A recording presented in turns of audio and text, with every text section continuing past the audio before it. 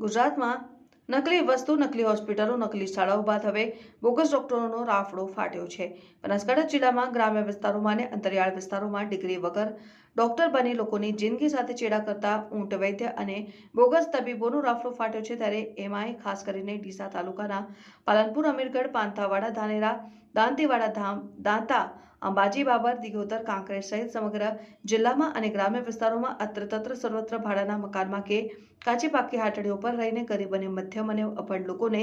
યેનકેન પ્રકારે ભોળવી તબીબી સારવારનો કક્કો પણ ન આવડતા લોકો જન આરોગ્ય સાથે ખુલ્લેઆમ ચેડા કરી રહ્યા છે। ત્યારે બનાસકાંઠા જિલ્લાના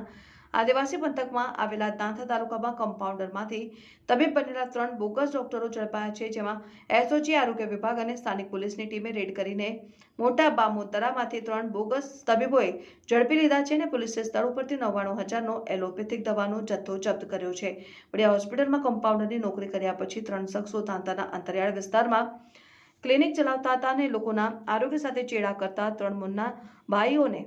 ઝડપી પાડીને કાયદેસરની કાર્યવાહી હાથ ધરી છે। વધુમાં ઉલ્લેખનીય છે કે બનાસકાંઠા જિલ્લામાં વિવિધ વિસ્તારોમાં એસઓજી, આરોગ્ય વિભાગ અને સ્થાનિક પોલીસની ટીમે રેડ કરી તો અધધા કરતા વધુ આવા ડિગ્રી વગરના ડોક્ટરો લોકોના આરોગ્ય સાથે ચેડા કરતા ઝડપી શકાય તેમ છે। ત્યારે આ મામલે આરોગ્ય વિભાગના અધિકારીઓ અને પોલીસ તંત્ર દ્વારા ક્યારે જન આરોગ્ય સાથે ખુલ્લેઆમ ચેડા કરનાર મુન્નાભાઈ